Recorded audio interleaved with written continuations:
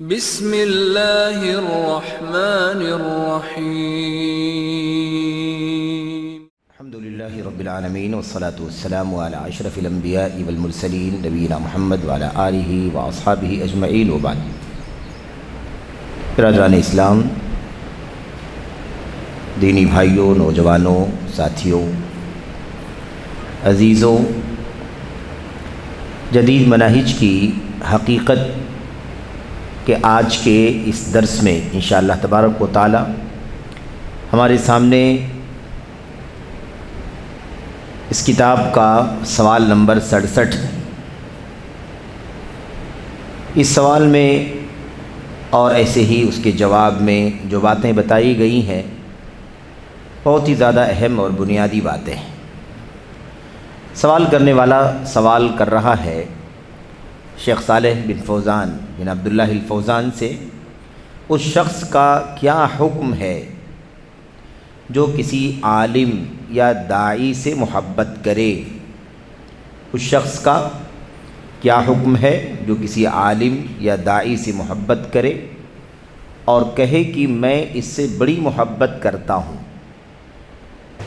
یہاں تک ٹھیک ہے، علم سے، اہل علم سے محبت یہ تو ایمان کا حصہ ہے، لیکن آگے جو مسئلہ ہے وہ پیچیدہ ہے۔ عالم یا داعی سے محبت کرے اور کہے کہ میں اس سے بڑی محبت کرتا ہوں، اس کے خلاف کسی کو تردید و تنقید کرتے ہوئے نہیں سننا چاہتا۔ یعنی میں جو محبت کر رہا ہوں فلاں عالم سے، فلاں داعی سے، وہ میری محبت اس انداز کی ہے کہ مجھے یہ ہرگز برداشت نہیں ہے کہ کوئی اس عالم پر رد کرے، نقد کرے، نقد کرے، تنقید کرے، اعتراض کرے اس کے اوپر۔ میں یہ اعتراض وغیرہ کی کوئی بات اپنے اس عالم کے خلاف نہیں سننا چاہتا، اور میں اس کی بات لیتا ہوں، اگرچہ دلیل کے خلاف ہو، کیونکہ اس شیخ یعنی عالم یا داعی کو ہم سے زیادہ دلیل کا علم ہے۔ یہ ہے سوال۔ اب اس میں سوال کا جو آدھا حصہ ہے اتنا تو کامن ہے، عام ہے، کوئی مسئلہ نہیں ہے۔ عالم سے، داعی سے محبت کرنا ایمان کا حصہ ہے، کیونکہ علم دین کا ہے، علم شریعت کا ہے، علم نبوت کی وراثت ہے، اور اسی کے یہ علماء ہیں۔ اس لیے اللہ کے سے محبت، اس کی کتاب سے محبت، اس کے نبی سے محبت، شریعت سے محبت، قرآن سے محبت، سنت سے محبت، صحابہ سے محبت، اسی سلسلے کی ایک کڑی ہے علم اور اہل علم سے محبت۔ لیکن یہ علم اور صاحب علم، یہ دعوت اور صاحب دعوت، یعنی علم والا اور دعوت والا، ضروری ہے کہ وہ واقعی کتاب و سنت کا داعی ہو، کتاب و سنت کا عالم ہو، سلف صالحین، صحابہ، تابعین، تبع تابعین، خیر القرون کے راستے کا عالم ہو، اس راستے کا داعی ہو، تب یہ محبت ہے، ورنہ یہ محبت بھی درست نہیں۔ علم ہے کوئی بات نہیں ہے، علم نہیں ہے، صاحب علم ہے یہ، لیکن ہمیں علم نہیں ہے کہ اس کے اندر کی حقیقت کیا ہے، تب بھی وہ قابل احترام ہے۔ لیکن اگر پتہ چل جائے، معلوم ہو جائے کہ اس آدمی کا عقیدہ، اس آدمی کا منہج، اس آدمی کی فکر ایسی ہے، تو ظاہر سی بات ہے کہ پھر ہم اس عقیدے کی بنیاد پر اس سے نفرت کریں گے۔ اصل اس کی ذات سے نفرت نہیں کریں گے، اس عقیدے کے فساد کی وجہ سے، اس منہج کے فساد کی وجہ سے نفرت ہے۔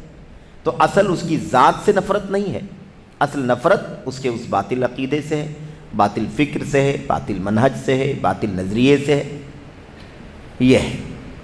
آگے یہ کہتا ہے کہ میں اس کے خلاف تردید اور تنقید نہیں سننا چاہتا۔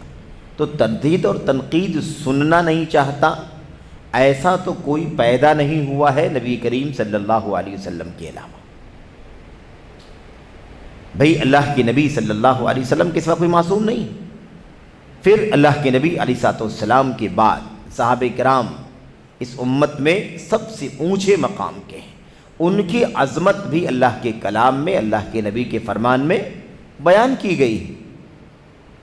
اس لیے اور انہیں بھی ایسے ہی چنا گیا ہے، منتخب کیا گیا ہے، سلیکٹ کیا گیا ہے جیسے نبی کریم صلی اللہ علیہ وسلم کو سلیکٹ کیا گیا۔ اور آپ صلی اللہ علیہ وسلم کے انتخاب کے بعد اللہ تبارک و تعالیٰ نے آپ کے صحابہ کا انتخاب کیا ہے۔ ان کے فضائل، ان کے مناقب، ان کی شان قرآن کی آیتوں میں جا بجا بیان کی گئی ہے۔ اتنا مقام ہے کہ اللہ ان سے راضی ہو چکا ہے اور وہ اللہ تعالیٰ سے راضی اور خوش ہے۔ ایسی حیثیت اور ایسا مقام اللہ تبارک و تعالیٰ نے عطا فرمایا۔ تو ٹھیک ہے، اگر کوئی کہ میں صحابہ کرام پر تنقید برداشت نہیں کر سکتا تو ایمان، صحابہ کرام کے خلاف تنقید برداشت نہیں کر سکتا، صحابہ کرام پر نقد کرنا، ان پر اعتراض کرنا، ان کی شان میں گستاخی کرنا برداشت نہیں کر سکتا، نہیں سننا چاہتا، یہ ایمان ہے۔ اس لیے کہ اللہ کے کلام میں ان کا ذکر، نبی کی سنت میں ان کا ذکر، ان کا مقام بیان کیا گیا، تب تو ٹھیک ہے۔ پھر اسی اعتبار سے سیکنڈ نمبر پر تابعین، اسی اعتبار سے پھر اگلے مرحلے میں تبع تابعین، جو درجہ بندی ہے اسی اعتبار سے ان کا بھی اپنا مقام ہے، ان کی حیثیت ہے۔ لیکن یہ قاعدہ بنا لینا کہ میں فلاں عالم سے، داعی سے آج یعنی خیر القرون کے بعد محبت کرتا ہوں، اور محبت میری ایسی ہے کہ میں اس پر کوئی اعتراض اور نقد نہیں سننا چاہتا ہوں۔ اچھا، اس کے بعد یہ بھی کہنا کہ میں اس کی بات لیتا ہوں گرچہ دلیل کے خلاف ہو، دلیل کے خلاف ہو اس کی بات، لیکن پھر بھی میں اس کی بات لیتا ہوں، اس کی وجہ یہ ہے کہ مجھے اس سے محبت ہے۔ تو یہی ہے جس کو آج کل کیا کہا جاتا ہے؟ آج کل اسی کو کہتے ہیں کوئی کسی کا فین ہو جاتا ہے، کوئی کسی کا دیوانہ ہو جاتا ہے، کوئی کسی کو ایسا فالو کرنے والا بن جاتا ہے کہ اس کے خلاف کسی کی بات سننا گوارا نہیں کرتا۔ دیکھیے، دنیا میں کوئی بھی شخص اللہ کی کتاب، نبی کی سنت اور صحابہ کے منہج سے اوپر نہیں ہے، کوئی بھی ہو۔ حق جو ہے نا، حق جو ہے وہ کسی شخص کی وجہ سے نہیں پہچانا جاتا ہے، بلکہ دنیا کا کوئی بھی شخص حق کی بنیاد پر پہچانا جاتا ہے۔ تو کوئی بھی شخص یہ نہ سمجھے کہ میں فلاں کو فالو کرتا ہوں، فلاں ہمارا عالم ہے، فلاں ہمارا داعی ہے، اور دلیل کے خلاف بھی بولے تب بھی میں اس کی بات کو لیتا ہوں، اس لیے میں اعتراض کے بارے میں سن نہیں سکتا۔ عام طور پر منحرفین کا یہی معاملہ ہے، منحرفین کا یہی معاملہ ہے۔ آپ صوفیہ کو دیکھیں، وہ کبھی جو ہے وہ اپنے پیروں بزرگوں کے خلاف کوئی بات سننا گوارا نہیں کرتے، بلکہ انہوں نے تو صوفیت کو ایسا بنا دیا کہ آپ نے اگر اپنے استاذ پر، اپنے عالم پر کہہ لیں، اپنے پیر پر کہہ لیں، اپنے بزرگ پر کہہ لیں، اگر آپ نے اعتراض کیا تو پھر آپ کامیاب نہیں ہو سکتے۔ صوفیوں میں ایک تعلیم ہے باقاعدہ، اپنے پیر، اپنے شیخ، اپنے استاد، اپنے عالم، استاد، اس کے خلاف آپ کبھی نہیں بول سکتے۔ کیوں نہیں سوال کر سکتے؟ جیسے وہ کہے ویسے کرنا ہے، جیسے وہ اشارہ کرے ویسے ہی آپ کو چلنا ہے۔ آپ نے اگر کبھی اپنے استاذ کے بولنے پر، اس نے کچھ کہا یہ کام کرو، اس نے کچھ کہا یہ کام کرو، مثال کے طور پر، اور آپ نے کہہ دیا کیوں، تو کیا ہوگا؟ لا یفلح، کامیاب نہیں ہو سکتا۔ بھئی یہ اعتراض تو نبی کریم صلی اللہ علیہ وسلم کے خلاف نہیں ہو سکتا، بس ہے کہ نہیں؟ صحابہ کرام کا درجہ معن بعد ہے، کیونکہ صحابہ کرام آئیڈیل ہیں، انہی سے تو سب ملا ہے ہم کو۔ یہ سب کہاں سے ملا ہے؟ یہ صحابہ کرام کے ذریعے سے ہم تک پہنچا ہے، امت تک پہنچا ہے۔ صحابہ کرام وہ کڑی ہیں نبی اور امت کے درمیان، اگر اس کڑی کو ہٹا دیا جائے تو یہ سب کچھ نہیں ملتا ہم کو۔ اچھا، ایسی آپ کسی بھی فرقے، کسی بھی پارٹی کے بارے میں آپ دیکھیں گے تو آپ کو عام طور پر ایسے ہی ملے گا کہ لوگ حق کو اپنے پیروں کے تابع سمجھتے ہیں، اپنے علماء کے تابع سمجھتے ہیں، اپنے بزرگوں کی تابع سمجھتے ہیں، اپنے بڑوں کے تابع سمجھتے ہیں، ہمارا بڑا، ہمارا پیر، ہمارا بزرگ، ہمارا قائد، ہمارا رہنما، ہمارا فاؤنڈر، ہمارا مؤسس، ہمارا فلاں، بس اس نے جو کچھ بھی قانون، ضابطہ، اصول بنائے ہیں ہمیں اس کو فالو کرنا، اس کے خلاف ہمیں نہیں جانا ہے۔ تو یہ سوال ہے کہ کیا اگر کوئی شخص کسی عالم سے، داعی سے محبت کرے اور یہاں تک کہے کہ مجھے بڑی محبت ہے، میں اس کے خلاف تردید، تنقید نہیں سن سکتا؟ اگر وہ دلیل کے خلاف بھی بات کہے گا تو بھی میں اس کی بات کو لیتا ہوں، دلیل کے خلاف بھی بات کہے تو بھی میں اس کی بات کو لیتا ہوں۔ کیوں؟ کہتے ہیں کیونکہ اس شیخ یا عالم کو ہم سے زیادہ دلیل کا علم ہے۔ یہ کیا بات ہوئی؟ بھئی اس کو دلیل کا علم ہے تو وہ دلیل بتائے نا، دلیل کون سی ہے۔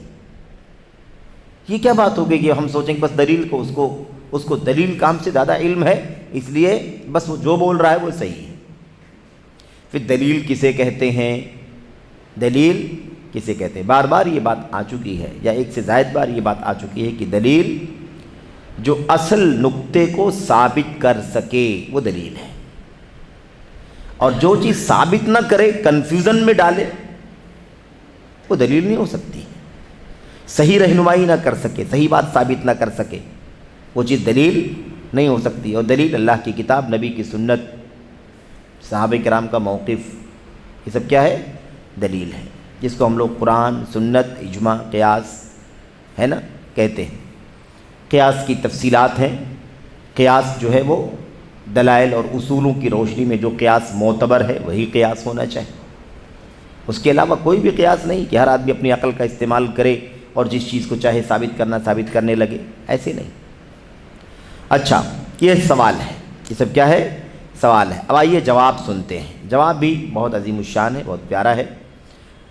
جواب میں شیخ صالح فوزان حافظہ اللہ صاحب لفظوں میں کہتے ہیں، یہ نہایت گھناؤنا اور مذموم قسم کا تعصب ہے جو ناجائز ہے۔ ایسا کہنا کہ میں فلاں عالم کو فالو کرتا ہوں، اس کے خلاف اعتراض، تنقید، تردید نہیں سننا چاہتا، وہ فالو کرتا ہوں میں اس کو، چاہے وہ دلیل کے خلاف بھی بولے تب بھی میں اس کو چھوڑ نہیں سکتا۔ یہ تعصب کیسا ہے؟ بہت گندا قسم کا تعصب ہے، گھناؤنا تعصب ہے، قابل مذمت ہے، عیب ہے، قابل عیب ہے، قابل مذمت ہے، برا تعصب ہے۔ یعنی یہ کیا بات ہوئی کہ آدمی اتنا زیادہ عصبیت برتے کہ حق کو ہی چھوڑ دے اس لیے کہ میں اس کو فالو کرتا ہوں۔ یہ ہمارا بڑا ہے، قرآن کے خلاف بولے گا تب بھی فالو کروں گا، سنت کے خلاف بولے گا تب بھی اسے فالو کروں گا۔ تو یہ گھناؤنی قسم کا تعصب ہے جو ناجائز ہے۔ آگے کہتے ہیں، دیکھیے یہ ہے اصول، کہتے ہیں الحمدللہ ہم بھی علماء اور دعات سے اللہ واسطے محبت رکھتے ہیں۔ یہ نقطہ سمجھنا ضروری ہے۔ محبت جو ہے نا کچھ بھی ہونی چاہیے، کسی سے بھی ہونی چاہیے تو اللہ واسطے ہونی چاہیے، اللہ واسطے۔ اب اگر اللہ واسطے محبت کی بات اگر کہی جائے تو کوئی آدمی کیا سنت کی راہ چھوڑنے والوں سے محبت کرے گا؟ جس کے یہاں سنت نہیں پائی جاتی، انحراف پایا جاتا ہے سنت میں، اور اس سے محبت کرتا ہے، تو اس کی محبت اللہ واسطے ہے؟ اللہ واسطے نہیں ہے، اس کی اپنی چاہت ہے، اس کی اپنی مرضی ہے، اس کا اپنا دماغ ہے، اس کا دل چاہتا ہے، اس سے محبت کر رہا ہے۔ اللہ واسطے اگر محبت کرتا تو اس سے محبت اللہ واسطے نہیں ہو سکتی، بلکہ اللہ واسطے اس سے نفرت ہونی چاہیے۔ سنت کے خلاف ہے، اس کا راستہ حق کا راستہ نہیں ہے۔ تو اصل یہی ہے، دیکھیے یہیں پر انحراف ہوتا ہے کہ آدمی جب شریعت کے اصولوں کو نہیں سمجھتا ہے تو پھر کیا؟ اب کوئی آئے کہے کہ بدعتیوں سے محبت ہونی چاہیے، گرچہ وہ اہل بدعت ہے تو کیا ہو گیا، وہ علم والے ہیں؟ میرے بھائیوں، سوال یہ پیدا ہوتا ہے کہ کیا یہ محبت اللہ واسطے ہے؟ اللہ واسطے محبت کا مطلب یہ ہوتا ہے کہ واقعی اس کا ایمان، عقیدہ قرآن و سنت کے مطابق ہے، اس لیے اللہ واسطے اسے محبت ہونی چاہیے۔ لیکن آدمی کہتا ہے کہ گرچہ دلیل کے خلاف کوئی بات کہے لیکن میں اس سے محبت کرتا ہوں، میں اس کے خلاف بات نہیں سنتا، تو یہ حد درجہ گندے قسم کا تعصب ہے۔ الحمدللہ ہم بھی علماء اور دعات سے اللہ واسطے محبت رکھتے ہیں۔ بھئی ہم لوگ محبت رکھتے ہیں کہ نہیں رکھتے ہیں؟ ٹھیک ہے، اللہ واسطے محبت رکھتے ہیں، سنت کے علماء سے محبت، حدیث کے علماء سے محبت، حق کے علماء سے محبت، اور محبت رکھنا علم والوں سے یہ اللہ تبارک و تعالیٰ کے دین کا حصہ ہے۔ علماء کی تکریم، ان کا احترام بالکل ہونا چاہیے۔ اچھا، کہتے ہیں لیکن اگر ان میں سے کسی سے کسی مسئلے میں غلطی ہو جائے تو دلیل کے ذریعے اس مسئلے میں حق واضح کرتے ہیں۔ دیکھا آپ نے، یہ ہے ضابطہ۔ علم والوں سے محبت ہونی چاہیے، لیکن کسی مسئلے میں اگر اس عالم سے غلطی ہو رہی ہو تو دلیل کی روشنی میں اس کے سامنے حق واضح کرنا چاہیے۔ اور یہ کیا کہہ رہے ہیں؟ میں اس عالم کو، داعی کو فالو کرتا ہوں چاہے وہ دلیل کے خلاف ہی بولے۔ تو ایسی صورت میں دلیل نیچے ہوگی اور وہ عالم کیا ہوگا؟ اوپر ہوگا۔ شریعت کہتی ہے کہ علم، دلیل، حق یہ اوپر ہے اور کوئی بھی شخص اس کے نیچے ہے۔ کوئی بھی شخص کیا ہے؟ اس سے نیچے ہے۔ تو اگر ان میں سے کسی مسئلے میں غلطی ہو جائے تو دلیل کے ذریعے اس مسئلے میں حق واضح کرتے ہیں، اور اس سے اس کی محبت یا قدر و منزلت میں کوئی کمی نہیں آتی۔ یہ دوسرا نقطہ ہے۔ ہم محبت کرتے ہیں، اگر کسی مسئلے میں غلطی ہو جائے تو دلیل سے واضح کرتے ہیں کہ اس مسئلے میں حضرت آپ سے غلطی ہو رہی ہے، اس مسئلے میں آپ سے چوک ہوئی ہے، ٹھیک ہے، یہ دین ہے۔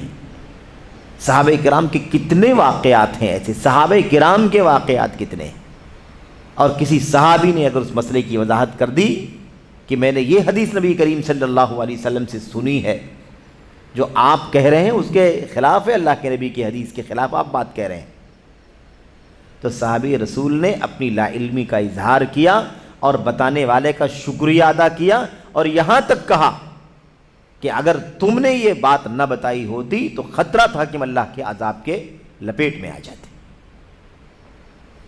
یہ طریقہ ہوتا تھا۔ تو کوئی بھی بڑا علم کی بنیاد پر ہوتا ہے۔ بڑا کیسے ہوتا ہے؟ علم کی بنیاد پر۔ علم آ جائے تو اس کے نیچے آ جانا چاہیے، اس کے تابع ہو جانا چاہیے۔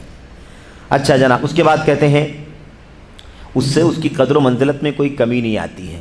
بہت اہم نقطہ ہے یہ۔ اب اگر دلیل سے کسی پر تردید کر دی جائے کہ بھئی اس مسئلے میں آپ سے فلاں مسئلے میں غلطی ہوئی ہے، آپ نے ایسا ایسا کہا ہے، دلیل ایسی ہے، اس دلیل کے خلاف آپ کی بات ہو گئی ہے، تو جس پر یہ بات کہی جا رہی ہے، جس کو سمجھایا جا رہا ہے، حق واضح کیا جا رہا ہے جس کے سامنے، کیا اس سے حق واضح کرنے سے اس آدمی کی، اس عالم کی تنقیص ہوتی ہے؟ اس کی تنقیص نہیں ہوتی ہے، اس کی کوئی بھی، اس کی شان میں کوئی گستاخی نہیں ہوتی ہے، اس کا مقام نہیں گھٹتا ہے، اس کی قدر و منزلت میں کوئی کمی نہیں آتی ہے۔ بھئی انسان کی پہچان کیا ہے؟ انسان غلطی کرے گا، غلطی انسان سے بہرحال ہو سکتی ہے، تو اگر کسی مسئلے میں حق پرست سے بھی غلطی ہو جائے بحیثیت انسان، تو اس کو حق واضح کر کے بتا دینا چاہیے، اور اس کو چاہیے کہ وہ اس کو قبول کر لے۔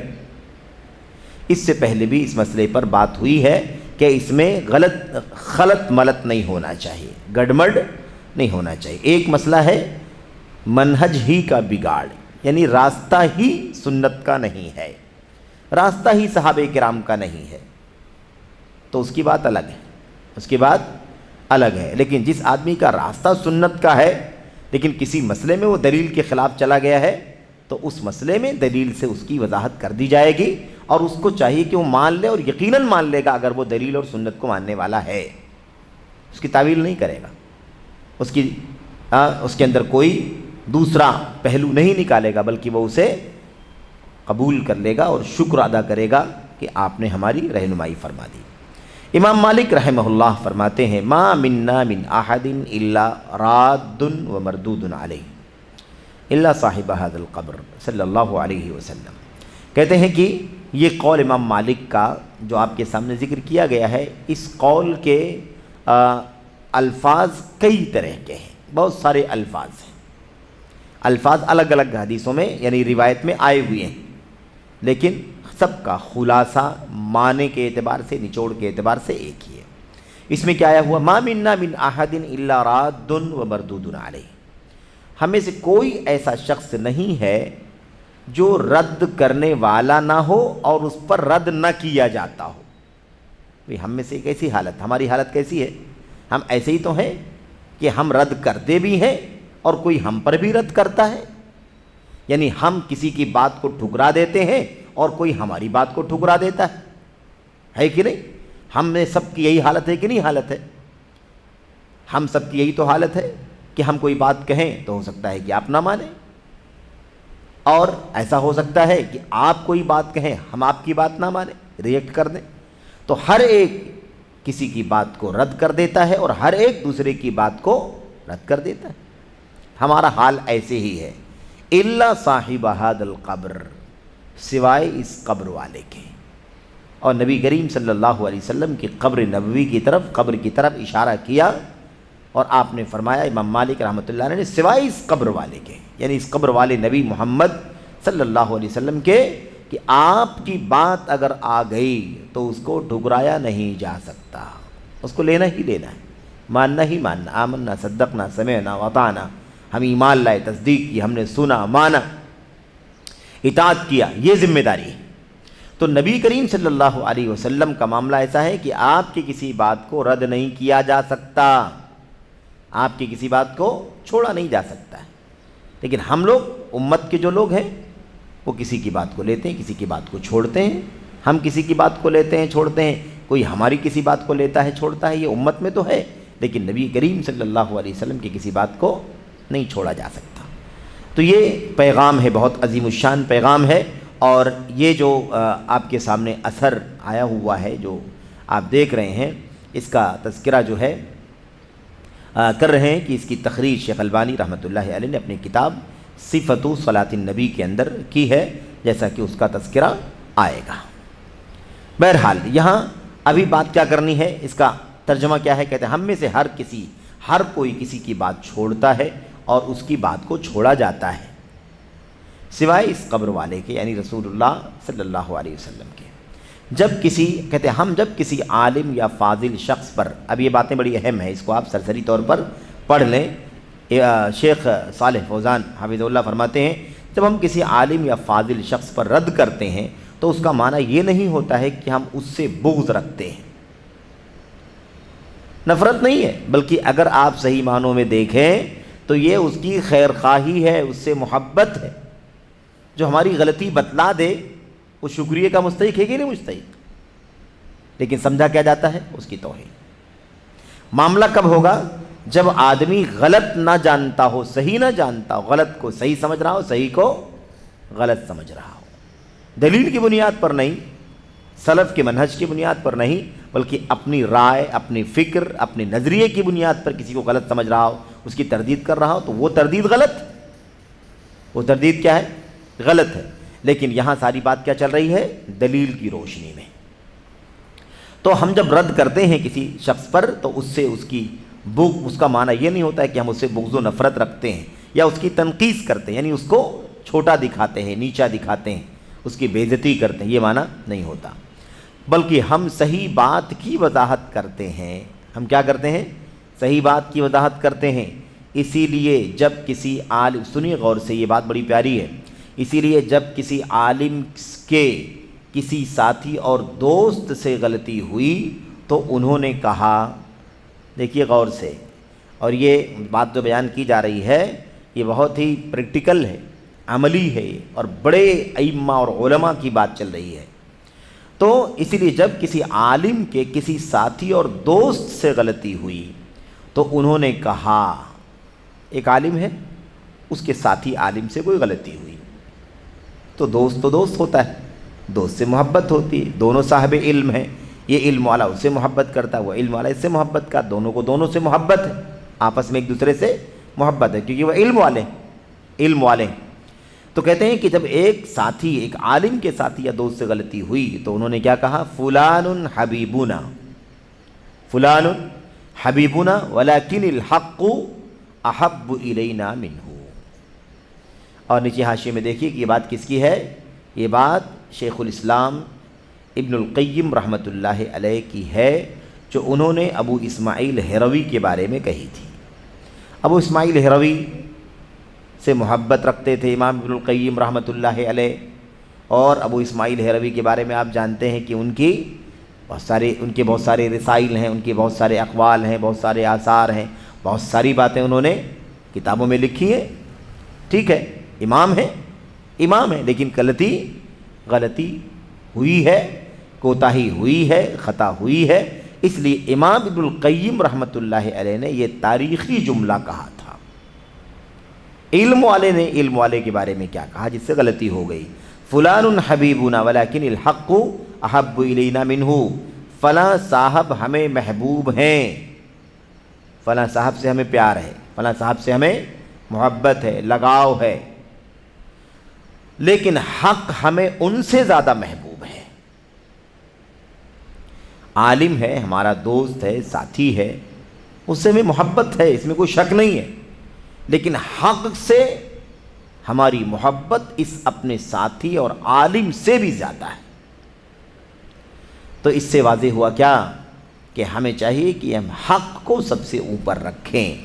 کسی سے بھی محبت ہے لیکن حق اس سے زیادہ محبوب ہونا چاہیے، حق اس سے زیادہ محبوب ہونا چاہیے۔ کہتے ہیں یہی صحیح طریقہ ہے۔ اس لیے یہ نہ سمجھو کہ کسی مسئلے میں اگر کسی عالم سے غلطی ہو جائے تو اس میں اس کی تردید کرنے کا معنی اس کی تنقیص یا اس سے نفرت ہے، یہ معنی نہیں ہے اس کا، ہرگز نہیں۔ بلکہ علماء، اور یہ پریکٹیکل ہے، کہتے ہیں علماء ہمیشہ سے ایک دوسرے کی غلطیوں کی تردید کرتے رہے ہیں، اس کے باوجود وہ آپس میں بھائی بھائی اور ایک دوسرے سے محبت کرنے والے تھے۔ بھئی علماء، انسان غلطی ہوئی ہے علماء سے، تو اگر مجھ سے غلطی ہوئی تو آپ نے مجھ پر تردید کی، آپ سے غلطی ہوئی تو ہم نے آپ پر تردید کی، یعنی ہم تو طلبہ ہیں، بچے ہیں، لیکن ہم یہ مثال کے طور پر آپ کے سامنے پیش کر رہے ہیں کہ ہمارے بڑے علماء، سلف کے علماء، ان کی زندگی، ان کی سیرت کا مطالعہ کریں تو آپ کو ملے گا کہ آپس میں ایک دوسرے پر کسی مسئلے میں اگر غلطی کسی سے ہو گئی ہے تو اس پر رد کرنا، نقد کرنا یہ عام بات تھی سلف کے یہاں، لیکن معاملہ دلائل سے، اصولوں سے رد کیا کرتے تھے، اس میں کوئی عیب کی بات نہیں تھی۔ تو اس کے اعتراض کے باوجود اور رد کرنے کے باوجود بھی وہ آپس میں بھائی بھائی اور ایک دوسرے سے محبت کرنے والے تھے۔ اور اس سے پہلے بھی اشارہ ہو چکا ہے کہ حضرت عبداللہ بن عمر رضی اللہ تعالیٰ عنہ اور حضرت عبداللہ بن مسعود رضی اللہ تعالیٰ عنہ، ان دونوں صاحبین کے درمیان تقریباً 100 مسائل میں، 100 سے زیادہ فقہی مسائل میں اختلاف تھا۔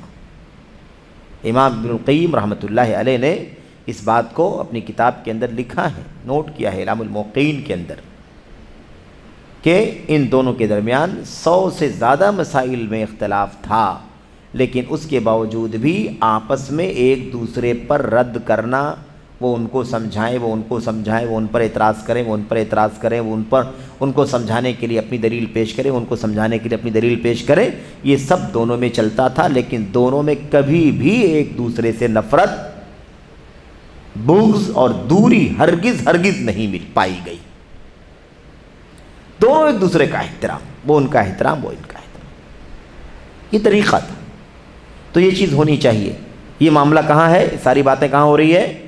بعض مسائل میں ہونے والی غلطیاں، منہج کا بگاڑ، عقیدے کا بگاڑ، منہج کا فساد، عقیدے کا فساد، اس کی حیثیت الگ ہے، ٹھیک ہے؟ اور منہج کے بگاڑ اور عقیدے کی بگاڑ میں بھی اگر کوئی، میرے بھائیوں، دلیل کے ذریعے سے اس کی اصلاح کرتا ہے تو وہ محبت کے قابل ہے۔ جو اس کو تسلیم نہ کرے وہ گویا کہ حق سے دوری اختیار کر رہا ہے، حق سے نفرت کر رہا ہے۔ اس بات کو اچھی طرح سے جاننے کی ضرورت ہے۔ ہمارے لیے جائز ہی نہیں، کہتے ہیں ہمارے لیے جائز ہی نہیں کہ کسی شخص کی کہی ہوئی تمام باتیں ایک قول مسلم، تسلیم شدہ فرمان کی طرح قبول کر لیں۔ دیکھا آپ نے، شریعت ہمیں بتلاتی ہے کہ ہمارے لیے، ہم میں سے کسی کے لیے جائز نہیں ہے کہ کسی شخص کی کہی ہوئی تمام باتوں کو بلا اعتراض تسلیم کرتے ہوئے لے لیں۔ یہ ہمارا ایمان اس کی اجازت نہیں دیتا، خواہ وہ صحیح ہو یا غلط ہو، کیونکہ ایسا اگر کوئی کسی کے ساتھ کرتا ہے کہ وہ ساری باتیں اس کی میں لوں گا تو کیا نتیجہ نکلے گا؟ اس کا مطلب وہ تعصب کرتا ہے، اس کے لیے تعصب برتتا ہے۔ ایسا کرنا تعصب ہے۔ بلکہ جس کی تمام باتیں لی جائیں گی، وہ کون ہے؟ جس کی تمام باتیں لی جائیں گی، اس میں سے کچھ بھی چھوڑا نہیں جائے گا، سب لینا ہے۔ جس کی سب باتیں لینی ہیں، کوئی بات اس کی چھوڑنی نہیں ہے، کہتے ہیں وہ صرف رسول اللہ صلی اللہ علیہ وسلم ہے۔ صرف کیا ہے؟ رسول اللہ صلی اللہ علیہ وسلم ہے، کیونکہ آپ صلی اللہ علیہ وسلم اپنے رب کی طرف سے پیامبر ہیں، اپنی خواہش سے کچھ بھی نہیں بولتے، جب آپ صلی اللہ علیہ وسلم کے علاوہ جبکہ آپ صلی اللہ علیہ وسلم کے سوا علاوہ سب غلطی بھی کرتے ہیں اور درستی بھی کرتے ہیں. ان سے صحیح بھی ہو سکتا ہے، غلط بھی ہو سکتا ہے. لیکن نبی کریم صلی اللہ علیہ وسلم کا معاملہ کیسا ہے؟ اپنی مرضی سے کچھ بولتے ہی نہیں، وحی کے ذریعے سے بولتے ہیں، اس لیے غلطی ہونے کا اس میں امکان سرے سے نہیں ہے. کہتے ہیں خواہ وہ افضل ترین لوگ ہوں، کوئی کتنا بھی افضل ہو، لیکن کسی کی ہر بات کو ہے نا لے لیا جائے، ایسا کوئی نہیں ہے سوائے نبی کریم صلی اللہ علیہ وسلم. یہ ہمارا ایمان تھا، یہی ایمان ابو بکر کا، یہی ایمان عمر کا، یہی ایمان عثمان کا، یہی ایمان علی کا، یہی ایمان بقیہ عشر مبشرہ کا، یہی ایمان صحابہ کا، یہی ایمان تابعین کا، یہی ایمان تھا.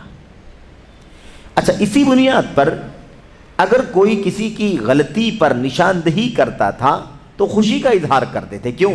اس لیے کہ اللہ کے نبی صلی اللہ علیہ وسلم کے سوا کوئی ہے ہی نہیں جس کی ہر بات کو لیا جائے، تو پھر مجھے غور کرنا چاہیے کہ مجھ سے غلطی ہو رہی ہو.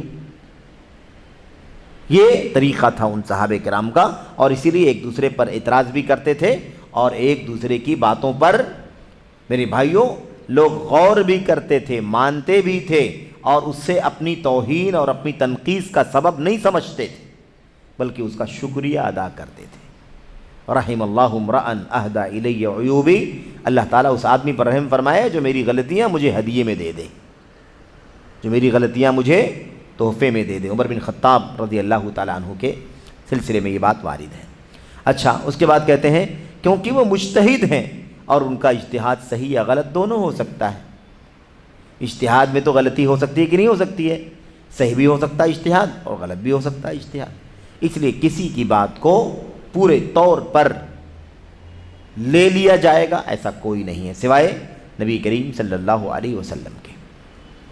رسول اللہ صلی اللہ علیہ وسلم کے علاوہ غلطیوں سے کوئی محفوظ نہیں ہے. ضروری ہے کہ ہم اس بات کو اچھی طرح سے سمجھ لیں، ضروری ہے کہ اس بات کو ہم اچھی طرح سے سمجھ لیں، اور کسی کی مجاملت، خوشامد، کسی کی مجاملت کا مطلب کیا ہے؟ خوشامد، آگے آ گیا ہے نا، کرتے ہوئے اس کی غلطی پر خاموشی اختیار کریں، یہ درست نہیں ہے. ضروری ہے کہ ہم اس بات کو اچھی طرح سمجھ لیں اور کسی کی مجاملت اور خوشامد کرتے ہوئے اس کی غلطی پر خاموشی اختیار نہ کریں، غلطی بتلائیں کہ غلطی کیا ہے، بلکہ ہم پر غلطی واضح کرنا ضروری ہے. غلطی واضح کرنا ضروری ہے. کیسے ہو سکتا ہے کہ غلطی ہے اور اس کو چلنے دیا جائے، اس کو پھیلنے دیا جائے، اسے ادھر سے ادھر سے اور کہاں پہنچنے دیا جائے؟ یہ درست نہیں ہے. غلطی واضح کی جائے گی. نبی کریم صلی اللہ علیہ وسلم کا ارشاد ہے الدین النصیحہ. قلنا لمن یا رسول اللہ قال للہ ولی کتابہ ولی رسولہ ولی ائمۃ المسلمین وعامتہ. مشہور روایت صحیح بخاری مسلم کی، بخاری میں بھی غالباً روایت ہے لیکن الفاظ کچھ الگ ہیں، لیکن یہ بہرحال یہ تو طے ہے، صحیح مسلم کی روایت ہے، ہمارے سامنے یہ حوالہ موجود ہے. حدیث نمبر 55. دین خیر خواہی کا نام ہے. خیر خواہی بھلا چاہنے کا نام ہے. دین کس کا نام ہے؟ بھلا چاہنے کا نام ہے. بھلا چاہیں، میں آپ کا بھلا چاہوں، آپ میرا بھلا چاہیں. کہتے ہیں دین بھلائی چاہنے کا نام ہے. ہم نے عرض کیا اے اللہ کے رسول کس کی بھلائی چاہیں، کس کی خیر خواہی کریں؟ آپ نے فرمایا اللہ کی، اس کی کتاب کی، اس کے رسول کی، مسلمانوں کے حکمرانوں کی اور عام مسلمانوں کی. تو اس میں کیا ہے بھائی؟ خیر خواہی، غلطی واضح کرنا، غلطی بتلانا، ان کو سمجھانا کہ آپ سے چوک ہو رہی ہے. لیکن کہاں بتائیں گے؟ جس سے غلطی ہو رہی ہے اس کو بتائیں گے نا، جس سے غلطی ہو رہی ہے اس کو بتائیں گے، ساری دنیا کو نہیں بتلائیں گے. ساری دنیا کو کب بتلائیں گے؟ جب وہ منہج کی غلطی ہو، وہ عقیدے کی غلطی ہو جس کی بنیاد پر دنیا میں لوگ گمراہ ہو رہے ہوں، جو عقیدہ برباد ہو رہا ہو، ایمان ضائع ہو رہا ہو.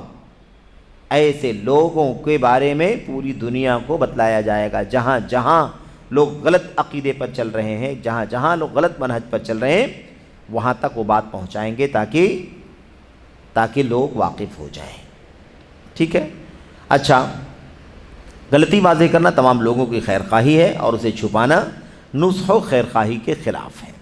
اچھا، یہ بات ہو گئی. اس میں حاشیے میں دیکھیے شیخ رحمۃ اللہ علیہ نے ہے نا ایک بات بڑی پیاری لکھی ہے.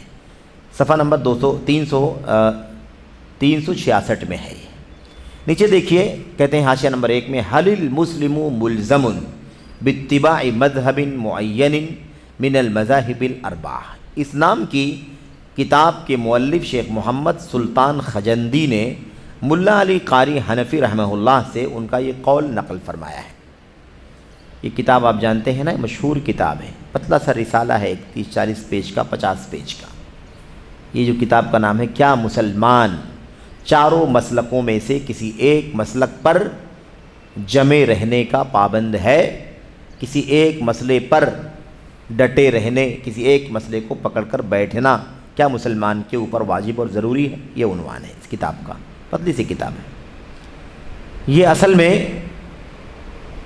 جاوا غالباً نام ہے یا جینیوا نام ہے، جاپان کا کوئی شہر ہے، وہاں کے کچھ لوگ اسلام لائے تھے۔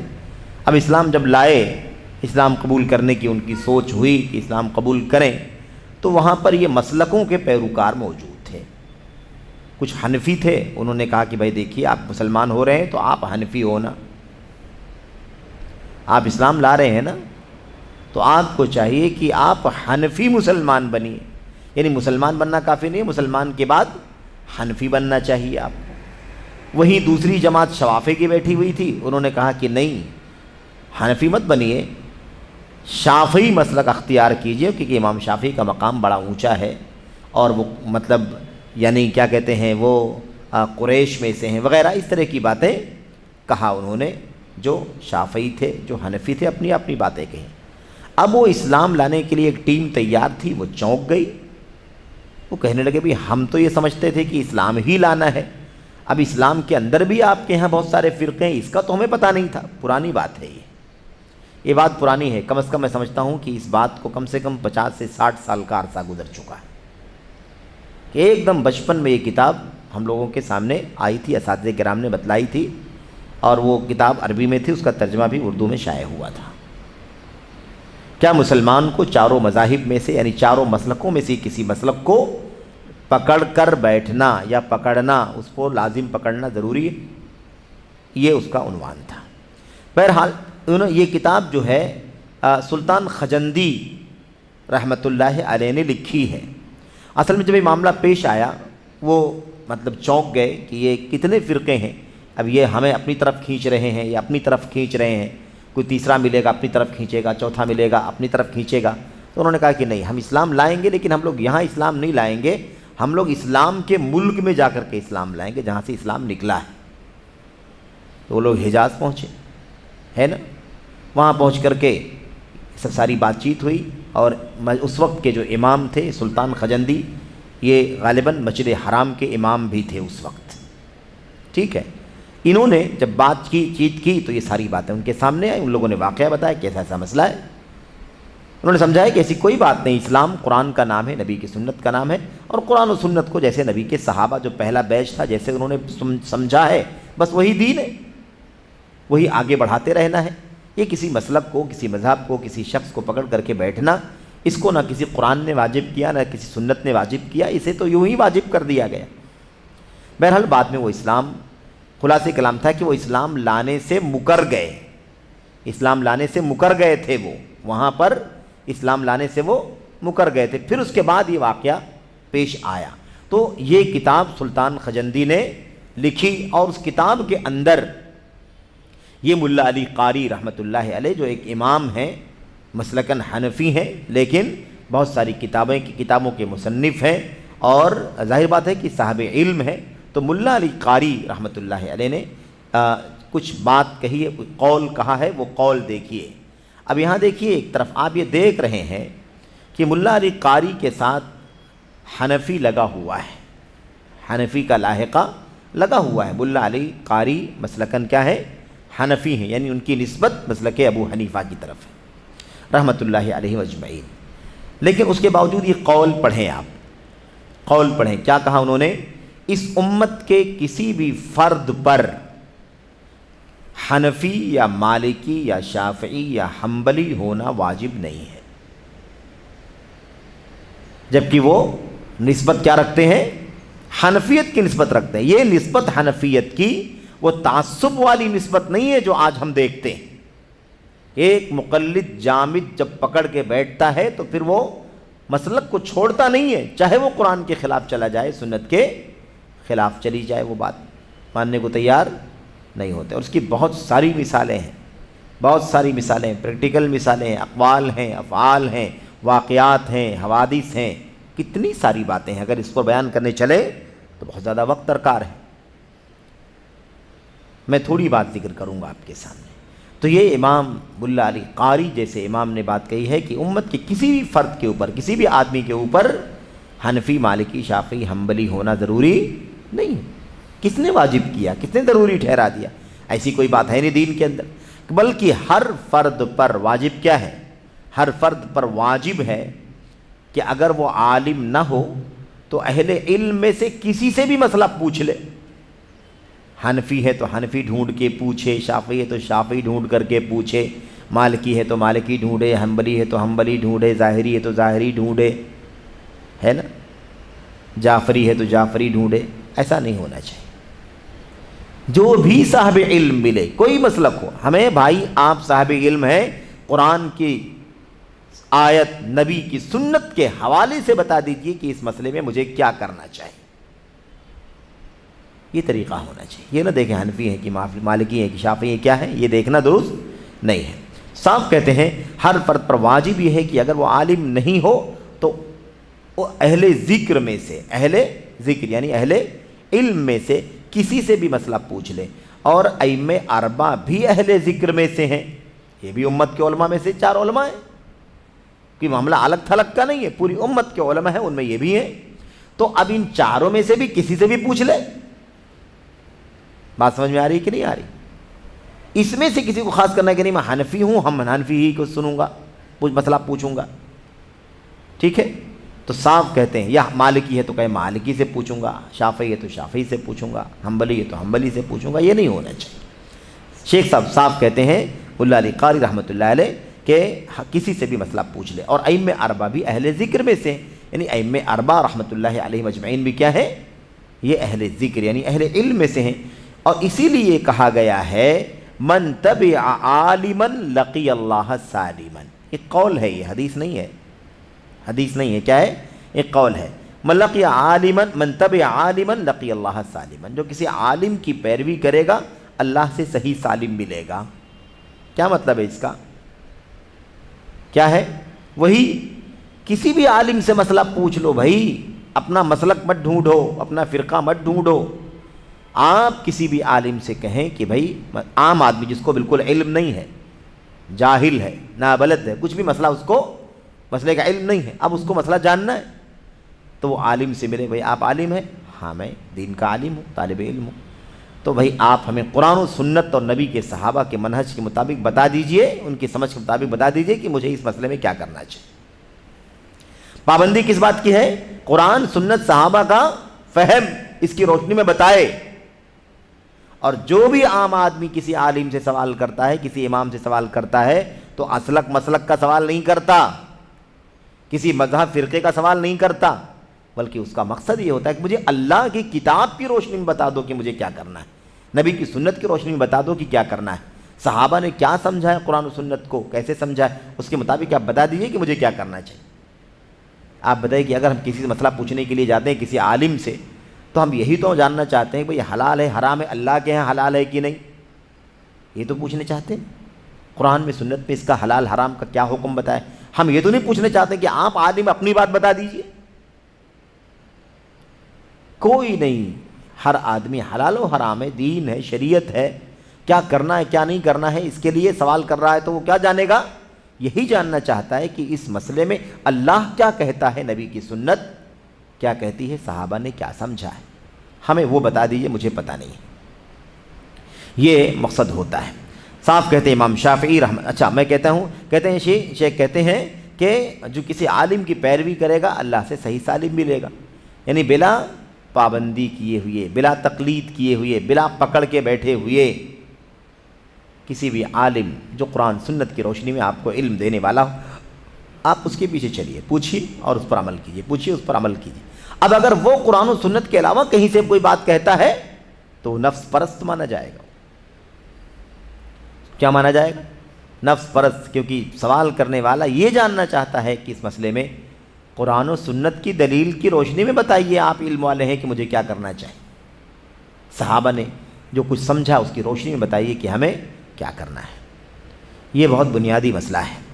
بہرحال کہتے ہیں اس سے قریب معنی کی بات شیخ الاسلام ابن تیمیہ رحمۃ اللہ علیہ نے بھی بیان فرمائی ہے، اور ان کی بات آئی ہے کتاب کے صفحہ نمبر 220 میں۔ اور یاد کریں انہوں نے یہ مسئلہ کہا ہے کہ اگر کسی شخص نے کسی آدمی کو اس طرح سے کھڑا کر لیا، طے کر لیا، بنا لیا کہ اس کی ہر بات کو مانے گا، اس کی ہر بات کو مانے گا، اس کی کسی بات کو نہیں چھوڑے گا، تو ایسا شخص طاغوت بنا رہا ہے۔ کیا بنا رہا ہے؟ طاغوت بنا کر کے کھڑا کر رہا ہے۔ یعنی جس کی اتباع اللہ تبارک و تعالیٰ نے واجب کی ہے وہ صرف نبی کریم صلی اللہ علیہ وسلم ہے، اور اس نے امت میں سے کسی کو کھڑا کر کے اس کی ہر بات کو ماننے کا وعدہ کیا ہوا ہے، ہر بات کو ماننے کی پابندی کر رہا ہے۔ اس کا مطلب وہ کیا کر رہا ہے؟ ایک طاغوت کھڑا کر رہا ہے، اور یہ درست نہیں ہے۔ امام شافعی فرماتے ہیں اجمع المسلمون علی ان من استبانت له سنت رسول اللہ صلی اللہ علیہ وسلم لم يحل له ان يدعها لقول احد من الناس۔ کتنی پیاری بات ہے، کتنی عظیم الشان بات ہے، کتنی پیاری بات ہے۔ امام شافعی رحمہ اللہ کا قول ہے یہ۔ آج کتنا بڑا پٹا ہندوستان کے ساحل کا، تھانہ سے شروع ہو کر کے بمبئی سے اور کوکن کی پوری ساحلی جو پٹی ہے وہاں سے گزرتا ہوا جنوبی ہندوستان کا بہت سارا خطہ اپنے دامن میں لیے ہوئے ہے۔ یہ سارا کا سارا سلسلہ شوافے کہلاتا ہے۔ کیا کہلاتا ہے؟ شوافے۔ پھر کوکن کا پورا خطہ، تھانہ، رائے گڑھ، رتنا گری، سندھو دور، پہ اس کے آگے گوا کا پورا علاقہ، اس کے آگے کیرلا اور سارے علاقے جو گئے، یہ عام طور پر کیا کہلاتے ہیں؟ یہ سب شوافے کہلاتے ہیں، یعنی شافعی مسلک کے ماننے والے۔ لیکن آپ اگر وہاں سے گزریں اور ان کی بستیوں کا جائزہ لیں، ان کی مسجدوں کا جائزہ لیں، ان کی کتابوں کا جائزہ لیں، ان کی دعوتوں کا جائزہ لیں، تو آپ کو عام طور پر تصوف میں ڈوبے ہوئے ملیں گے، قبر پرستی آپ کو ملے گی، آپ کو اندھی تقلید ملے گی، آپ کو مسلک کے نام پر تعصب ملے گا، سنت کو چھوڑنے کی مثالیں ملیں گی۔ تبلیغی جماعت والے بڑی تعداد میں میرے بھائیوں آپ کو اس پورے خطے میں ملیں گے، ہے نا۔ قبر پرستوں کی جو جماعت ہے اس کے مسلک، اس کے ماننے والے بڑی تعداد میں اس پورے پٹے میں ملیں گے، اور اپنے آپ کو کیا کہیں گے؟ وہ اپنے آپ کو شوافی کہلائیں گے، شافعی کہلاتے ہیں اپنے آپ کو، لیکن یہ سارا معاملہ ہے ان کا۔ دیکھو امام شافعی کی تعلیم کیا ہے میرے بھائیوں۔ اپنے آپ کو شوافی کہلانے والے امام شافعی رحمۃ اللہ علیہ کے اس قول کو یاد کریں، اہل کوکن یاد کریں، خاص طور پر اس قول کو سامنے رکھیں کہ جس امام سے نسبت ہے آپ کو، اس امام کا مسلک دیکھو کیا ہے۔ امام شافعی فرماتے ہیں اجمع المسلمون، مسلمانوں کا اتفاق ہے، پورے مسلمان متفق ہیں اس بات پر، اعلی ان من استبانت له سنت رسول اللہ، اس بات پر متفق ہیں کہ جس کے سامنے سنت رسول صلی اللہ علیہ وسلم واضح ہو جائے، یعنی واضح سنت آ جائے، اس مسئلے میں سنت آ گئی، اس مسئلے میں سنت آ گئی، اس مسئلے میں سنت آ گئی، لم يحل له ان يدعها لقول احد من الناس، تو اس کے لیے حلال نہیں ہے، اس کے سامنے سنت واضح ہو جائے، اس کے لیے حلال نہیں ہے کہ وہ اسے کسی کی بات کی بنیاد پر چھوڑ دے۔ کسی کی بات بھی آ جائے، فلاں نے یہ کہا، فلاں نے یہ کہا، فلاں نے یہ کہا، فلاں نے یہ کہا، کسی کی بات کی بنیاد پر نبی کریم صلی اللہ علیہ وسلم کو سنت کو چھوڑ دے، یہ حلال ہے ہی نہیں۔ امام شافعی کا موقف، امام شافعی کے اقوال اگر آپ پڑھیں تو حیران ہو جائیں۔ امام شافعی نے کہا تھا کہ اگر تم میں سے کسی کو راستے میں کسی کاغذ کے ٹکڑے پر کوئی حدیث لکھی ہوئی مل جائے، کاغذ کا ٹکڑا پڑا ہوا ہے، آپ نے دیکھا، اسے اٹھایا، آپ نے دیکھا کہ اس کاغذ کے اوپر اللہ کے نبی علیہ السلام کی حدیث لکھی ہوئی ہے، ابو ہریرہ ایسا ایسا بیان کرتے ہیں کہ اللہ کے نبی نے ایسا ایسا کہا، ایسا ایسا کیا، مثال کے طور پر امام شافعی کہتے ہیں کہ اس حدیث کو جو آپ کو ملی ہے اسے میری طرف سے بیان کر دو، اسے کیا کر دو؟ میری طرف سے۔ کہ امام شافعی نے یہ حدیث بیان کی ہے کہ ابو ہریرہ رضی اللہ تعالیٰ عنہ نے فرمایا کہ اللہ کے نبی نے ایسے ایسے فرمایا، یہ ان کا مسلک تھا۔ حدیث سنت کہیں بھی ملے اسے اٹھاؤ اور امام شافعی کے حوالے سے بیان کر دو۔ یہ ہے طریقہ، یہ ہے سنت کی محبت، اور یہ ہے سنت کا راستہ جس کی تعلیم دے کر کے امام شافعی گئے ہیں۔ اور یا معاف کیجئے گا، سارے ائمہ کرام نے سنت کی راہ کی تعلیم دی ہے۔ پہلے امام ابو حنیفہ رحمۃ اللہ علیہ نے اقوال دیکھ کر کے حیران ہو جائیں گے آپ، سنت پر چلنے کی تلقین امام ابو حنیفہ رحمۃ اللہ علیہ نے بے شمار اقوال میں کہی، اور اندھی تقلید کی مذمت اور اس کی ممانعت کے بارے میں صریح باتیں، لا تقلدوا مالکا ولا شافعیا ولا ثوری، اس طرح سے اقوال کتنے موجود ہیں۔ اور امام ابو حنیفہ رحمۃ اللہ علیہ کے بارے میں سب سے جو مشہور قول ہے وہ کیا ہے؟ جب صحیح حدیث مل جائے تو وہی میرا مسلک ہے، اذا صح الحدیث فہو مذہبی۔ اور آپ کو بتاؤں یہ جو قول ہے یہ چاروں ائمہ سے منقول ہے، چاروں ائمہ سے منقول ہے، اور ائمہ کرام کی اقوال اس سلسلے میں بے شمار ہیں۔ اس سلسلے کی وضاحت کرنے والی ایک بہت زیادہ معتبر کتاب امام فلانی رحمۃ اللہ علیہ کی ہے۔ فلانی سوڈان کے ہیں، پرانے علماء میں سے، آج سے 200-250 سال پہلے کے علماء میں سے ہیں، ہے نا۔ ان کی کتاب ہے ایقاظ ہمم اولی الابصار، ایقاظ ہمم اولی الابصار، لمبا نام ہے، مشہور نام اس کا یہی ہے، اتنی سی شروع والا نام مشہور ہے۔ اس کتاب میں علامہ فلانی رحمۃ اللہ علیہ نے سنت سے متعلق بہت ساری آیتیں، حدیثیں، سلف کے اقوال، صحابہ، تابعین، تبع تابعین کے اقوال، اور پھر اس کے بعد آتے آتے ائمہ اربعہ کے اقوال بھی بھرپور بیان کیے ہیں۔ تو تقلید کی تردید کے لیے جو بہت ساری معتبر کتابیں ہیں، ان میں سے سب سے معتبر کتابوں میں سے ایک کتاب یہ علامہ فلانی کی کتاب ایقاظ ہمم اولی الابصار ہے۔ اس میں سارے اقوال اکٹھا کر دیے گئے ہیں، اور یہ کتاب صوبائی جمعیت اہل حدیث ممبئی سے الحمدللہ اتباع سنت یا تقلید مذاہب، اس عنوان سے یہ کتاب چھپی بھی ہوئی ہے۔ اور ظاہر سی بات ہے کہ اس میں صرف اور صرف خزانہ ہے قرآن کی آیتوں کا، نبی کی سنت کا، اور اس کے بعد امت کے سلف ائمہ اور علماء کے اقوال کا۔ خیر، استفادہ کے لیے بہت ہی زیادہ اہم کتاب ہے۔ جتنی کتابیں تقلید کے بارے میں اس کتاب کے بعد میں لکھی گئی ہیں، اردو میں یا عربی میں یا کسی اور زبان میں، جتنی بھی کتابیں تقلید کے بارے میں لکھی گئی ہیں، ساری کتابوں کا سورس اور مرجع یہی کتاب ہے۔ سب لوگوں نے حوالے کس کی دیے ہیں؟ ایقاظ الہمم، ایقاظ ہمم اولی الابصار۔ بہرحال یہ کتاب کے بارے میں تھوڑی سی بات تھی۔ یہاں دیکھیے صاف صاف مسلمانوں کا اجماع ہے کہ جس کے سامنے سنت رسول واضح ہو جائے اس کے لیے لوگوں میں سے کسی کی قول کی بنیاد پر، بنا پر اسے چھوڑنا حلال نہیں۔ یہ ہے امام شافعی کا، تو یہ بات واضح ہو گئی۔ اس کے بعد جو قول آپ کے سامنے آیا تھا امام مالک رحمۃ اللہ علیہ کا کہ ہر ایک کی بات کو لیا بھی جا سکتا ہے، ہر ایک کی بات کو رد بھی کیا جا سکتا ہے، سوائے اس قبر والے کے، اس کی تخریج یہاں پر موجود ہے کہ علامہ البانی نے اسے اپنی کتاب میں نقل فرمایا ہے، اور یہ مشہور قول ہے امام مالک رحمۃ اللہ علیہ کا، جو بہت ہی زیادہ معروف ہے اور متواتر ہے اور بہت ساری کتابوں کے اندر موجود ہے۔ اچھا، اس طرح سے یہاں پر ایک بات تقلید کے بارے میں ختم ہو گئی۔ تقلید کا لفظ یہاں پر نہیں آیا، تقلید کا سوال نہیں کیا، لیکن جو سوال کیا وہ تقلید اور تعصب کا ہی سوال ہے۔ سوال یہی کیا تھا نا کہ میں عالم سے محبت رکھتا ہوں، میں اس کے خلاف کوئی اعتراض، کوئی رد، کوئی تنقید سننا نہیں چاہتا، اور میں اس کی بات کو لیتا ہوں چاہے وہ دلیل کے خلاف بھی بولے۔ اب میں آپ کو آخر میں سیشن ختم ہونے سے پہلے آپ جو ہے اس سلسلے میں ایسے تو آپ کو بہت سارے اقوال ملیں گے، بہت ساری تفصیلات ملیں گی، لیکن میں ایک ریفرنس کے ساتھ بات ختم کر دینا چاہتا ہوں۔ شیخ بکر بن عبداللہ ابو زید رحمۃ اللہ علیہ کی کتاب ہے التعالم و اثرہ علی الفکر والکتاب۔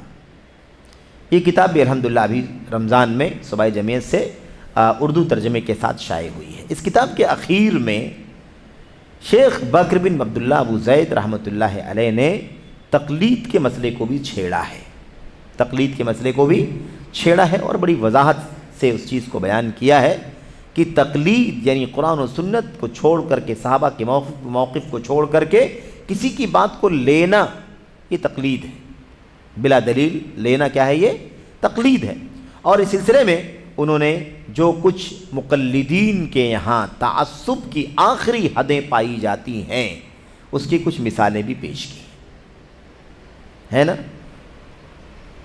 امام شافعی کو ماننے والا لوگوں کو شافعی بننے کی تلقین کر رہا ہے، حنفی مسلک کا آدمی لوگوں کو حنفی بننے کی تلقین کر رہا ہے، ایسے ہی مالکی مسلک کا آدمی مالکی بننے کی تلقین کر رہا ہے، ایسے ہی حنبلی مسلک کا آدمی حنبلی بننے کی تلقین کر رہا ہے۔ یہ چاروں پہلو امام شیخ بکر بن عبداللہ ابو زید رحمۃ اللہ علیہ نے اپنی کتاب کے اندر بیان کیا ہے، اور ان کے اقوال بھی جو انہوں نے کہے ہیں نا، ان اقوال کو بھی نوٹ کیا ہے، ان اقوال کو نوٹ کیا کہ یہ اقوال دیکھو کس طریقے سے۔ اچھا، اس میں حیرت یہ ہے کہ بعض بڑے ائمہ کرام کا بھی نام آتا ہے، بعض بڑے ائمہ جن کی خدمات ہیں، جن کی کتابیں ہیں، جن کی قربانیاں ہیں، لیکن ان کے ہاں بھی اس طور پر آپ کو اقوال ملیں گے کہ میری تمنا ہے، میری چاہت ہے کہ لوگ یتشفعوا شافعی بن جائیں، یتحنبلوا حنبلی بن جائیں، ایسے اقوال آپ کو ملیں گے۔ بہرحال یہ بالکل بھی شریعت اسلامیہ کے اندر روا نہیں ہے، کسی بھی دلیل نے قرآن کی یا سنت کی امت پر یہ بات واجب نہیں کی ہے کہ کسی کو نبی کریم صلی اللہ علیہ وسلم کی بات کو بلا دلیل ماننا واجب ہے، ایسی کوئی دلیل ہمارے پاس موجود نہیں ہے۔ تو حنفی بننے، شافعی بننے، مالکی بننے، حنبلی بننے کی کوئی دلیل موجود نہیں ہے، بس ائمہ اور علماء کی کتابوں سے ہم استفادہ کرتے ہیں، اسی فہرست میں یہ ائمہ اربعہ اور ان کی کتابیں بھی ہیں، ان کی خدمات بھی ہیں، ان سے بھی ہم استفادہ کریں گے۔ کسی کو نبی کو چھوڑ کر کے پورے طور پر قابل اتباع بنا لیں، اس کی شریعت اسلامیہ میں کوئی گنجائش نہیں ہے۔ آپ کو ایسے اقوال بھی ملیں گے تقلید کے مسئلے میں، بعض ایسے اقوال جس کو آپ پڑھ کر کے حیران ہو جائیں، آپ کو یقین نہیں آئے گا کوئی ایسی بات بھی بول سکتا ہے۔ آج بر صغیر ہندو پاک کے اندر ایسی کتابیں مقلدین نے لکھی ہیں جن کا عنوان یہ ہے کہ عدم تقلید فتنہ ہے، تقلید نہ کرنا گمراہی ہے، تقلید نہ کرنا فتنہ ہے، غیر مقلدیت فتنہ ہے۔ غیر مقلدیت کیا ہے؟ فتنہ ہے۔ اور آپ کو شاید یاد ہو، اور معذرت کے ساتھ، دارالعلوم دیوبند کی ویب سائٹ پر آپ جب جائیں تو آپ کو بہت سارے کالمز کے درمیان ایک کالم کی ضمن میں آپ کو ایک عجیب و غریب بات ملے گی۔ کیا ملے گی؟ رد غیر مقلدیت، رد غیر مقلدیت، یہ مشن کے طور پر، اور باقاعدہ آپ کو اس میں لکھا ہوا ملے گا کہ ہم دارالعلوم دیوبند کے طلبہ کے آخری سال کے جو طلبہ ہوتے ہیں، ہم ان کو باقاعدہ غیر مقلدیت کے فتنے سے آگاہ کرتے ہیں، اس کے لیے ہم لکھتے ہیں، اس کے لیے ہم لوگوں کو تیار کرتے ہیں تاکہ فتنہ غیر مقلدیت کی تردید کریں۔ تو آج حالت کیسی ہو گئی ہے کہ عدم تقلید کو فتنہ کہا جا رہا ہے، جس کی کوئی دلیل اللہ نے قرآن میں سنت میں نہیں اتاری ہے۔ پوری دلیلیں قرآن و سنت کی اتباع کے حق میں ہیں، تقلید کے حق میں کوئی دلیل نہیں، لیکن اس کے باوجود یہ معاملہ کس قدر سنگین ہو چکا ہے کہ سنت کو بدعت کہا جائے، بدعت کو سنت کہا جائے۔ عدم اتباع بدعت ہے، عدم اتباع فتنہ ہے، ثابت کیا جا رہا ہے؟ عدم تقلید فتنہ ہے، عدم تقلید غیر مقلدیت کی تردید ہونی چاہیے۔ آپ کو کتابیں بہت ساری چھپی ہوئی ملیں گی۔ جلالین جو ایک تفسیر کی کتاب ہے اور بہت مختصر کتاب، تفسیر کی کتاب ہے، بہت جامع، یعنی لفظ لفظ کی تفسیر اور شرح کرتے ہوئے آگے بڑھتے ہیں۔ دو جلال الدین علماء نے جن کے القاب تھے جلال الدین، جلال الدین محلی اور جلال الدین السیوطی، ان دونوں جلالوں نے مل کر کے اس کتاب کی، قرآن کریم کی تفسیر لکھی ہے۔ ایک صاحب نے آدھی لکھی، وفات ہو گئی، آدھی باقی تھی، دوسرے صاحب نے اس کو مکمل کیا، اور اس کے بعد اس کو شائع کیا گیا تو اس کا نام تفسیر الجلالین رکھا گیا، یعنی دو جلال الدین لقب کے علماء کی تفسیر۔ اس تفسیر پر حاشیہ لکھا ہے، اس تفسیر پر ایک حاشیہ لکھا ہے، حاشیۃ الساوی، ساوی نام کا حاشیہ۔ اور اس لیے آپ سے عرض کر رہا ہوں کیونکہ ہمارے بہت سارے عزیز نوجوان بعض طلبہ بھی ہے نا، اس ظاہر سی بات ہے کہ اس کتاب سے رجوع کرتے ہیں، اس کتاب کو پڑھتے ہیں جلالین کو، تو جب کتاب کو پڑھتے ہیں تو اس کا حاشیہ بھی دیکھتے ہیں، اس کے حاشیے میں کیا لکھا ہوا ہے، کیونکہ بالکل مختصر تفسیر ہے، لفظ پر لفظ کی تفسیر ایسے ہی الفاظ سے، یعنی دو لفظوں کی تفسیر دو لفظوں میں، چار لفظوں کی تفسیر کبھی چار لفظوں میں، کبھی 5 لفظوں میں، کبھی 2 ہی لفظوں میں، بالکل جامع انداز کی بات، یعنی مختصر الفاظ میں وضاحت کرنے والی کتاب ہے، اہم کتاب ہے۔ الحمدللہ مدارس میں داخل نصاب ہے، اس کو پڑھا جاتا ہے، پڑھایا جاتا ہے، ٹھیک ہے۔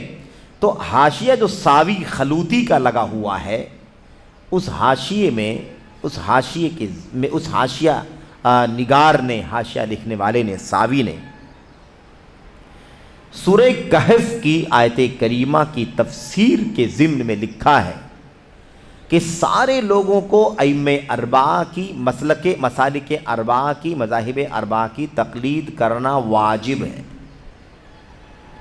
سارے لوگوں کو چاروں مسلکوں کی، چاروں مذاہب کی تقلید کرنا، چاروں میں سے کسی ایک کی تقلید کرنا واجب ہے، اور چاروں مسلکوں میں سے کسی ایک مسلک کو بھی نہ پکڑنا، یہ کیا ہے؟ یہ گمراہی کا ذریعہ ہے۔ یہ کیا ہے؟ گمراہی ہے، دین میں تحریف ہے، بے دینی ہے۔ اس قدر تعصب تقلید کے نام پر کرنے کی مثالیں آپ کو ایسی بڑی بڑی کتابوں کے حاشیہ لکھنے والوں کے یہاں بھی مل جائیں گی۔ بہرحال تو یہ کوئی ایسا نہیں ہے ریفرنس کہ آپ کو ڈھونڈنا پڑے، آپ صرف جلالین کا وہ ایڈیشن تلاش کریں، ہے نا، اور ایڈیشن موجود ہے، یعنی چھپا ہوا ہمارے بیچ میں بھی موجود ہے، اور آج کل جو یہ سافٹ کاپی ہوتی ہے یہ بھی میسر ہے، آپ اس میں جائیں، تفسیر سورہ کہف کھولیں، آیت نمبر ابھی آپ دیکھ لیں گے کون سی آیت کریمہ ہے، وہ الا ان یشاء ہے نا، آیت کریمہ ہے، اس میں سورہ کہف میں جو کہف والوں کا واقعہ بیان کیا جا رہا ہے، اس آیت کریمہ کی ضمن میں یہ بات حاشیہ میں امام ساوی خلوتی نے لکھی ہے۔ حیرت ہوتی ہے کہ کیسے یہ بات کوئی آدمی کہہ سکتا ہے؟ بھئی قرآن نے، سنت نے اتباع واجب کی ہے، تقلید تو نہیں واجب کی ہے، لیکن یہ بات کہی جاتی ہے۔ اچھا، میں آپ سے شیخ بکر بن عبداللہ ابو زید صاحب کے حوالے سے کچھ بات کہہ رہا تھا۔ شیخ نے اپنی کتاب کے اخیر میں بہت ہی مستند باتیں، بہت ہی اہم باتیں ذکر کی ہیں، پڑھنے سے تعلق رکھتی ہیں، اور پڑھنے سے اس حوالے سے اگر کوئی کسی کے ذہن میں شبہہ ہو، جو تقلید کی راہ پر چل رہا ہو، تقلیدی سوچ رکھتا ہو، ائمہ اربعہ میں سے کسی امام کی تقلید کرنا ضروری ہے، لازمی ہے، اس کے بغیر نجات نہیں ہے، اس کے بغیر آزادی ہے، آزاد روی ہے، اس طرح کی باتیں کرنے والے جو لوگ ہیں، انشاءاللہ تبارک و تعالیٰ ان کے لیے عبرت کا سامان ہے۔ تو اللہ سے دعا کرتے ہیں کہ اللہ تبارک و تعالیٰ ہمیں محبت تو کرنے کی توفیق دے علم اور اہل علم سے، لیکن اس محبت سے اللہ تبارک و تعالیٰ ہمیں بچنے کی، توبہ کرنے کی توفیق عطا فرمائے، کہ ہم کسی عالم سے محبت کرتے ہیں، ایسی محبت کرتے ہیں کہ اس کی بات کو لیتے ہیں چاہے دلیل کے خلاف ہو، چاہے کیا ہو، دلیل کے خلاف ہو۔ یہ اندھی تقلید ہے، اسی کو تقلید الاعمیٰ کہتے ہیں، اس کو جمود کہتے ہیں، اس کو تعطل کہتے ہیں، اسی کو عصبیت کہتے ہیں، اسی کو ہٹ دھرمی کہتے ہیں۔